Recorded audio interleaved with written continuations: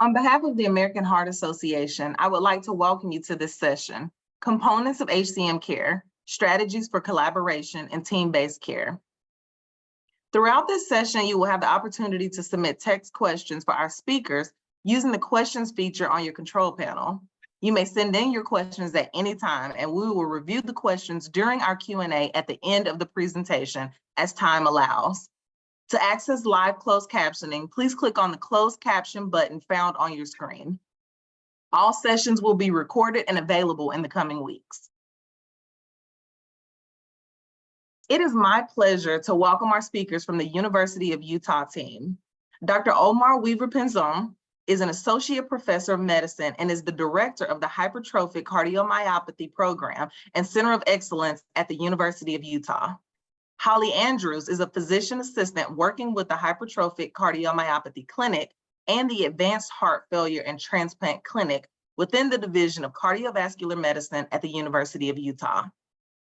Finally, Nicole Segura is the program coordinator for the University of Utah Hypertrophic Cardiomyopathy Clinic. As a reminder, full speaker bios can be found in the event lobby. Holly, the floor is yours. Thank you, Bianca. We're so excited to be here today with the American Heart Association to do this webinar. We're excited to talk about the approach to team-based care using our University of Utah Hypertrophic Cardiomyopathy Center as an example for this talk today. We're going forward. And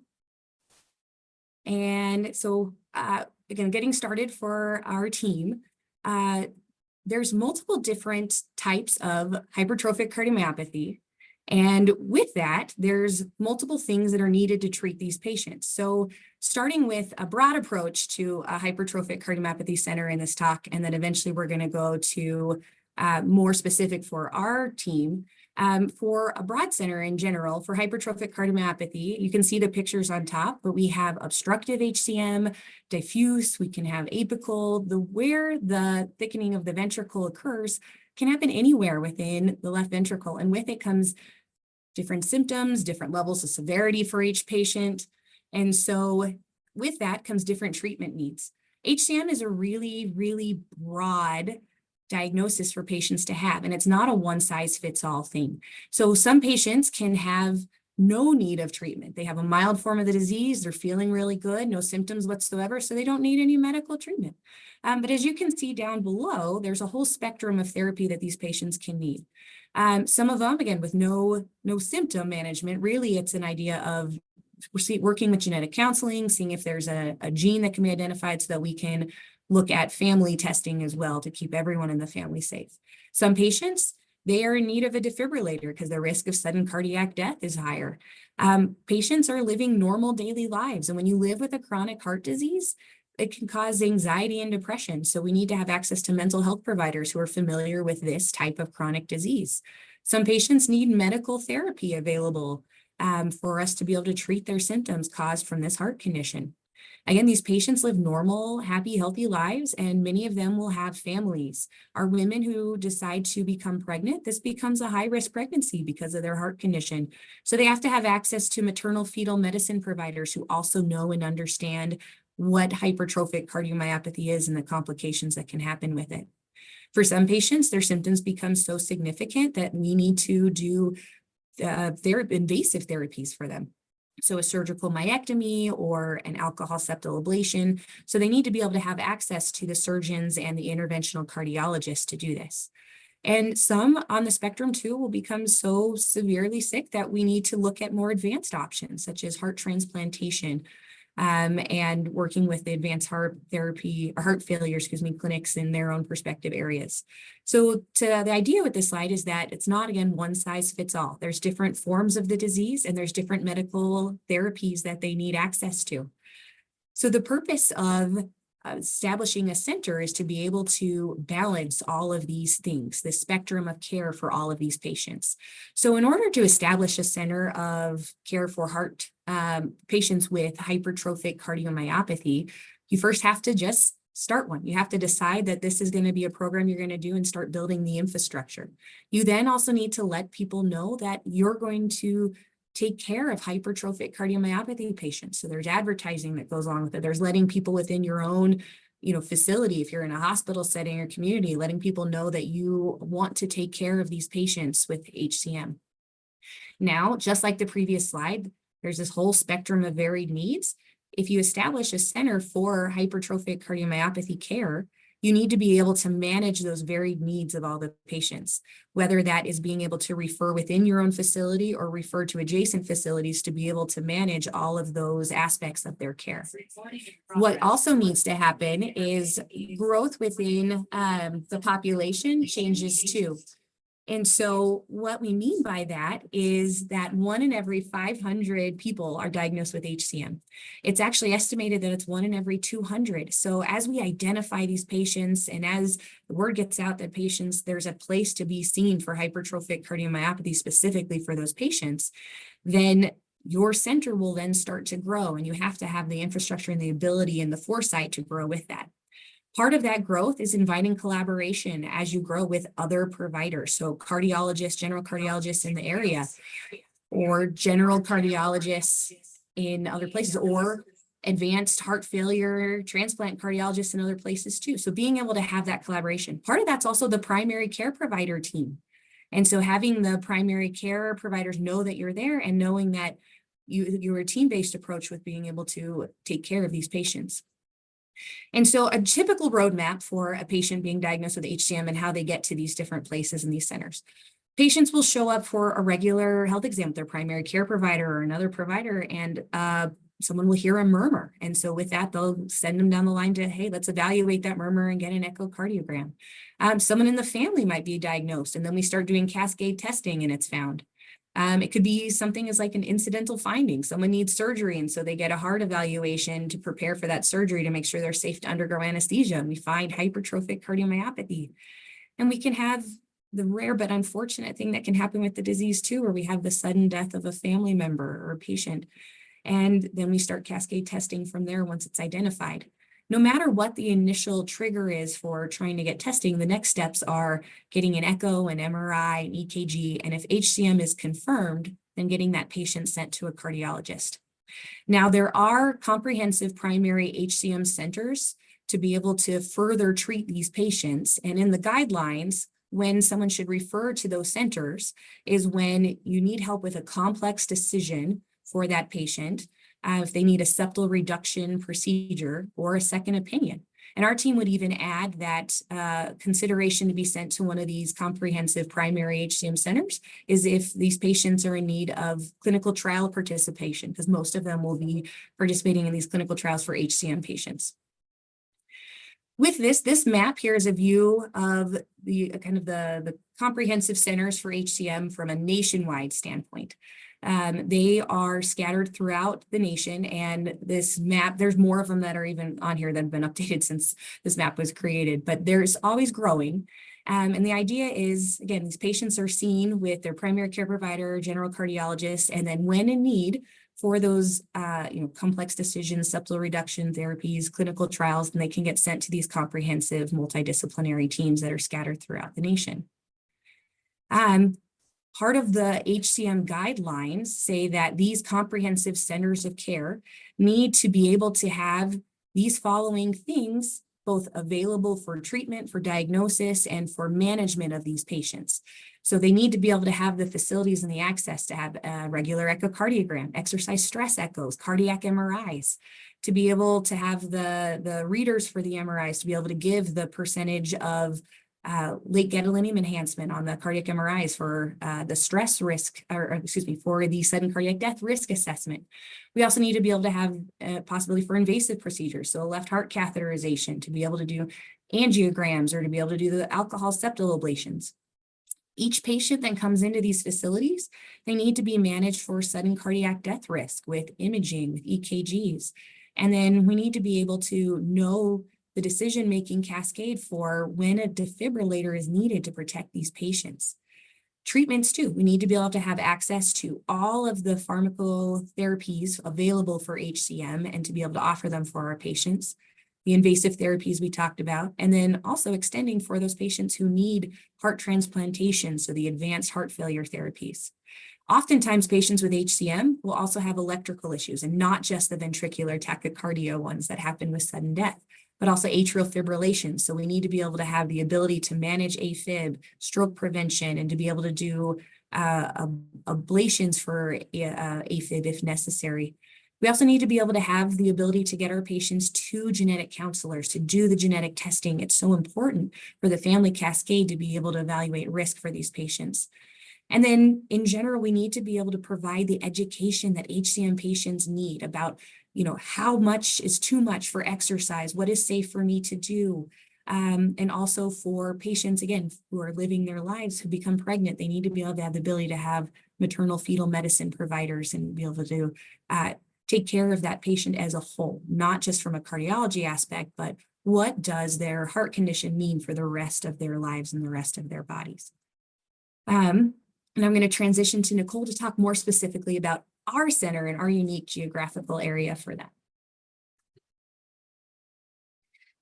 Okay, so our team sees patients from about 7 different states. Half of our patients come from out of state, over 100 miles away from our center. So how do we manage that?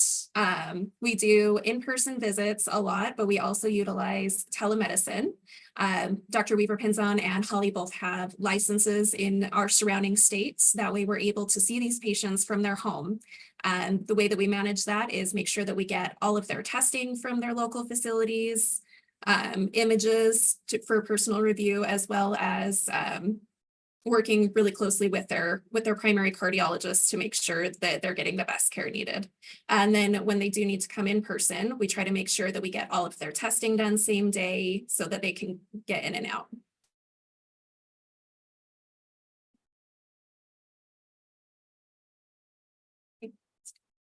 There.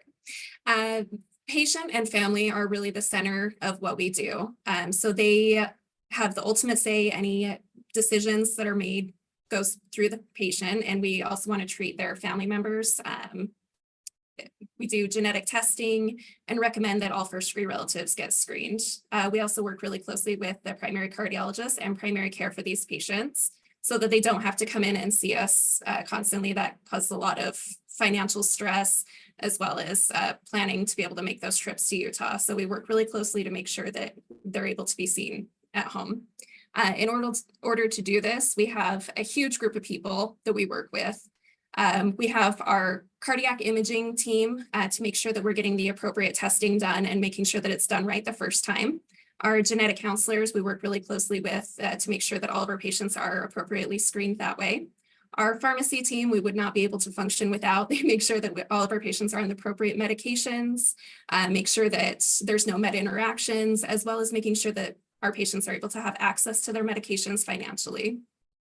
Social work, because a lot of these patients have needs that aren't just medical, and we want to make sure that they're taken care of as a whole. Maternal fetal medicine, we work with obviously for our pregnant patients to make sure that they're able to be seen, and pediatric cardiology, because these children that have either genetic mutation or family history need to be screened starting about the age of 5. Our research team, we have a lot of studies that we do. Electrophysiology manages ICDs as well as any arrhythmia issues, and our interventional cardiologists and cardiac surgeons for any time that we need to go to some more invasive measures. We have our advanced heart failure team, and anytime that we need to go down the route of transplant, and palliative care to help with that as well.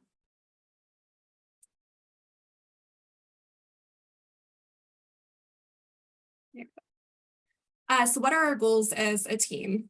We want to diagnose HCM and increase identification. We do this with the use of advanced imaging and genetics, reducing morbidity. So we want to help optimize medical therapy for these patients, give them the option of clinical trials that helps with symptom control, improving their quality of life, and improve their exercise capacity. We want to give them the recommendations so that they can live a more healthy, happy life overall. We need to reduce the risk of stroke. So we do that by identifying AFib and use of anticoagulation as needed. We do yearly monitors for all of our patients and have them come in and be seen as needed for any new symptoms going on. And then this is a chronic condition. People are going to live with it. So we want to establish end of life goals when we get to that point, make sure that people are as healthy, and once we get to the end of life, make sure that they're comfortable as well. Improve outcomes during pregnancy. So we want to closely monitor all of our pregnant patients, make sure they come in at least once a trimester, get an ultrasound, make sure that mom and baby are both doing well, and reduce mortality. So we always reassess the risk of sudden cardiac death and ICD implants as needed, advanced interventions such as transplant, and work with our palliative care team.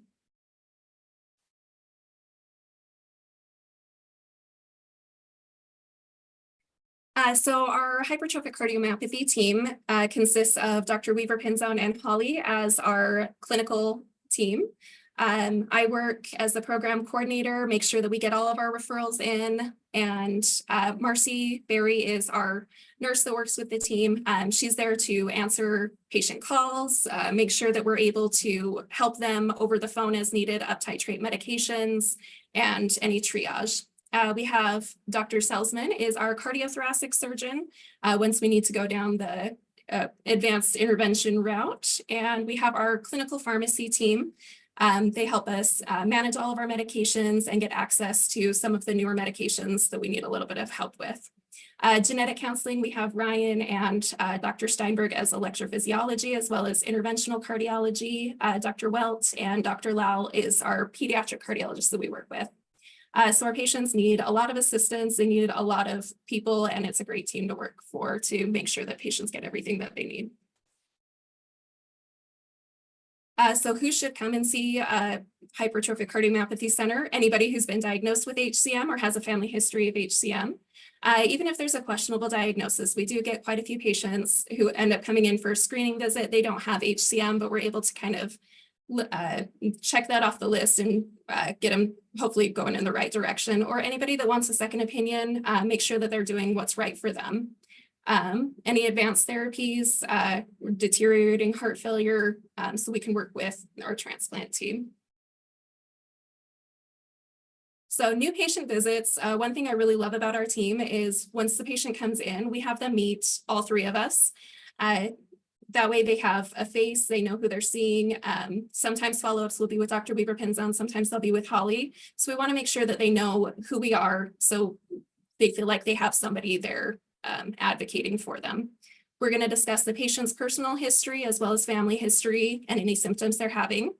Evaluate % cardiac death risk anytime they come in. We do any imaging that they need. And with that, we have standard protocols set out for all of our testing to make sure that patients are getting the appropriate tests. For stress echoes, for example, we want to make sure that we are evaluating their outflow obstruction versus ischemia that normally a stress echo would be used for. So we want to make sure the patients are getting the appropriate testing at the right time. We'll do cardiac monitoring once a year and refer over to genetic counseling. We do our baseline labs and get them set up for MyChart so that they're able to communicate with us as well as see all their test results in real time. And then we'll follow up with them within 2 to 8 weeks if needed for symptom management. And return patient visits. We want everybody to come in at least yearly for their sudden cardiac death risk assessment, as well as an EKG, repeat imaging every 3 to 5 years. And then we want to touch base with them, see how they're feeling, if there's any adjustments that we need to make, and then refer over to other specialties as needed. We also have lots of ongoing clinical trials, and we'll see patients obviously as often as needed, but at least yearly. And I'm going to go ahead and turn the time over to Dr. Weaver Pinzon. Thank you, Nicole. Thank you, Holly. So as you can see, I have a great team here, and I only have 3 minutes for my part. So I'm going to talk about our engagement in clinical research. So when we created our program, with a vision of being among the top referral centers for the management, evaluation, management of patients with HCM. Our mission is to provide the finest clinical care in patients with this condition. Also to engage with research as a way of furthering the care of these patients, and also participate in education. As you can see here, our program has been very active, and I think that's how it should be. Programs should be active. And there are two kinds of research where physicians or providers can be involved, right? We can have investigator initiated research which we have here, and we're not showing this in this slide, but in which we use and collect tissue of patients that go for septal myectomy and collaborate with other centers and publications, and trying to again identify ways of correlates for the diagnosis of HCM, and also correlates molecular correlates that may affect the prognosis in these patients. Also engage in clinical research. That those are ways for us to further again the field of HCM. But I think it's also important to consider industry and sponsor research. As you can see here, there's some of the trials that we have participated over the years, right? We have participated in the myosin inhibitor trials, Explore HCM trials, the Maverick trial. Now we're in the new generation of myosin inhibitors as well. The Live with HCM study, which assessed the safety of exercise in patients with HCM. And I think it's not only to further research in these patients, also it addresses another issue, which is provide access to patients, right? And we're going to talk a little bit about access and disparities, right? But for us, there are patients that have no resources. And this is a way for us, besides furthering science, to provide those patients access to a more accessible care, right? Patients will not have to cover their cost of their medications or any testing that is done during the research visit. So that's a way of helping our patient population as well. As you can see here, and as we're doing today in this activity with the AHA, right, we're trying to educate our colleagues, or trying to educate patients and family members, right? So we we're very engaged in patient education. We spend a lot of time with our patients and family members, because if a patient is well educated, they're more likely to succeed and follow our recommendations as well, and be more proactive with their care. Right. We have also are working on developing our support group, again, to support family members and patients and family members, right? We engage in extensive hospital staff education, and we'll be talking about that in different sessions, where it is really important to, you know, engage all the members and all the components of your team. Like, for instance, in the Echo Lab, right? You need to talk to the Echo Lab teams and give them education, you know, set up protocols, similarly with the MRI lab, right? Where how to evaluate for fibrosis, how you want to evaluate for obstruction in the Echo Lab. So those are things that you need to engage. Also, we need to educate the next generations, right? So we periodically have to talk to our trainees and make sure that they learn all the basics of HCM, because one day they're going to be out in the community and they're going to treat, you know, one of us with HCM, right? We also have to educational activities that are built through our outreach efforts, right? Where we provide CME talks, round talks, not only Utah, but in different states.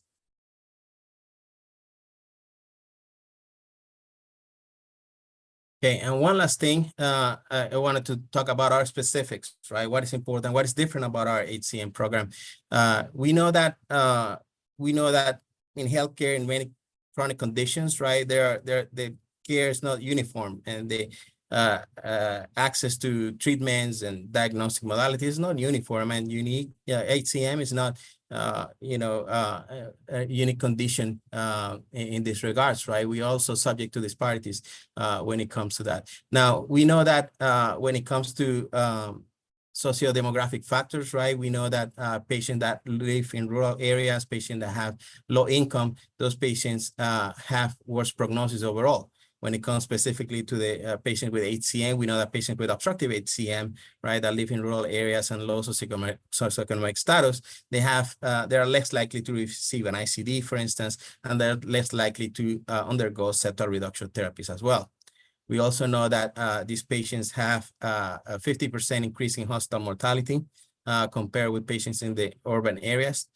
We know that over the years, the overall prognosis and overall outcomes have improved in patients with hypertrophic cardiomyopathy. However, when we compare patients that live in rural areas compared with urban areas, we know that those patients have not seen that benefit, right? So have not seen that improvement in overall survival compared with patients in urban areas, right? So very interesting, patients that live in the western part and the western states of the United States, right? And in the northeast, the more northeast part of the U.S., compared with the Midwest and Southwest, those patients have higher mortality. So when we create our program, as you can see there, has been previously shown, we create our program with this in mind, right? We, as has been mentioned by Holly and Nicole, we not only serve the state of Utah, 50% of our patients come from Utah and some rural parts of Utah, but also the surrounding states, right? So we tried again to address those access issues, and our patients come from different regions, right? And we classify patients based on where they come from and the amount of support that we have. We have patients that come from level 3 type of areas where there are facilities that has HCM specific outpatient and inpatient patient care. And I'm gonna show you one example of one of our level 3 type of collaborations, right? Where we have, again, outpatient setting, we have cardiac imaging, access to medical subspecialties, emergency room care, inpatient care. We have, again, cath lab availability. We have availability for AFib ablation, ICU care, but perhaps not the expertise in the management of HCM or access to advanced heart failure therapies. We have some of the patients that come from level 2 facilities where those patients will have outpatient HCM specific care. They will have a cardiologist with or without access to cardiac imaging modalities, right? There will not be access to inpatient care, and but there will be access to a local ER, and those patients, for the most part, will be transferred if the need arises. And patients that come again for level 1 areas where there's really not much access to HCM specific care. They have access to a primary care physician, right? And they have access to a local emergency room. And we know that in this setting, this is an algorithm of a model that we have taken from our advanced heart failure patients with left ventricular assist devices, or LVADs. And we know that overall patients that have live in level 1 areas with limited access, those patients have very poor prognosis, right? Now, there are 2 things in our program that have really impacted the way that we practice. And one of them is really, I like to say, I don't have to be smart. I just have to work with smarter people. And that's why I work with Holly and Nicole, right? And at the same time, I have the fortune of being a heart failure transplant cardiologist. And in our program, our advanced heart failure program, we have leaders that have been working on this program, very smart, for the last almost 40 years now, right? And they have created all these relationships with physicians and patients out there in our the state of Utah and also out of state. So we have leveraged these resources to trying to improve our access to of care in patients, the patients that we see with HCM, right? The other event that has impacted our care has been, if there's anything good about the COVID pandemic, it's really the push to use telehealth.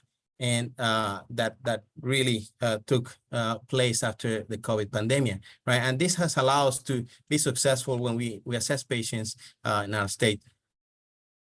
Now, this is one of the examples of such collaborations. This is Dr. Sophia Earhart and our St. Alfonso Medical Center partners in Boise, Idaho. And you can see here, this is what we call Oktoberfest, which is an educational activity where we engage patients, family, we engage colleagues too, right? Where, again, we not only partner from the clinical perspective, but also in academic engagement as well. So to finalize, I want to say that the Centers of Excellence strive to provide high quality patient care, patient and medical education, further the knowledge of HCM, engaging into high quality research. A multidisciplinary team-based approach leads to a more effective healthcare delivery, improve outcomes and providers and patient family satisfaction. The patient and community-centered approach to patients with HCM living in remote rural areas can improve disparities in healthcare delivery. And the use of telehealth, and more importantly, a close collaboration with local primary healthcare teams are essential to build a successful outreach program.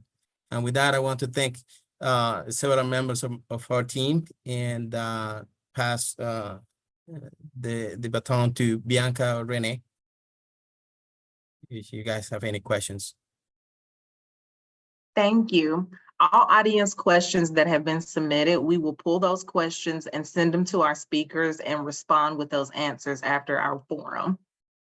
Thank you again to Dr. Weaver Pinzon, Holly, and Nicole for sharing University of Utah's team-based approach to HCM care. And thank you to our audience for your participation. Coming up next at 11:50 a.m. Central, we will have an HCM panel discussion. To access that session, please exit this session and return to the lobby using the menu at the top of your screen. From the lobby, click on the Sessions tab, then click on the individual session to join.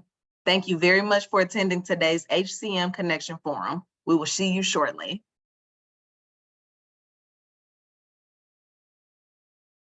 All right.